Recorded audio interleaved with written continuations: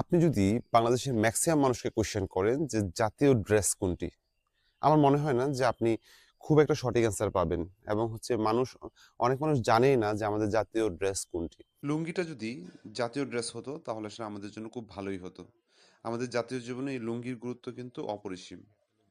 লুঙ্গি পরে রাত কাটায়নি এমন পুরুষ বাংলাদেশে আছে কিনা তা আমার আসলে জানা নাই।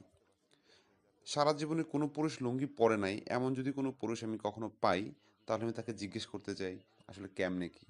আমার কাছে মনে হয় অসম্ভব, লুঙ্গি ছাড়া বাঙালিদের আর পুরুষ লুঙ্গিতে যতটুকু কমফোর্ট ফিল করে আমার মনে হয় না যে অন্য কোনো ড্রেসে এতটা কমফোর্ট ফিল করে।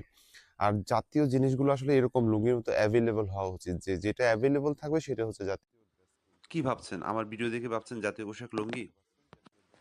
আসলে সরকারিভাবে ঘোষিত বাংলাদেশে কোনো জাতীয় পোশাক নেই। এটি নিয়ে মানবকণ্ঠ একটি নিউজ করেছিল। আপনি আমাকে জিজ্ঞেস করলেও আমি ঠিকভাবে বলতে পারতাম না যে আসলে আমাদের জাতীয় পোশাক কোনটি। তবে উইকিপিডিয়া থেকে অনলাইনে জানতে পেরেছি যে জাতীয় পোশাক হচ্ছে শাড়ি ও হচ্ছে কুর্তা। কুর্তা হচ্ছে এমন একটি পোশাক যেটি হচ্ছে অনেকটা পাঞ্জাবির সাথে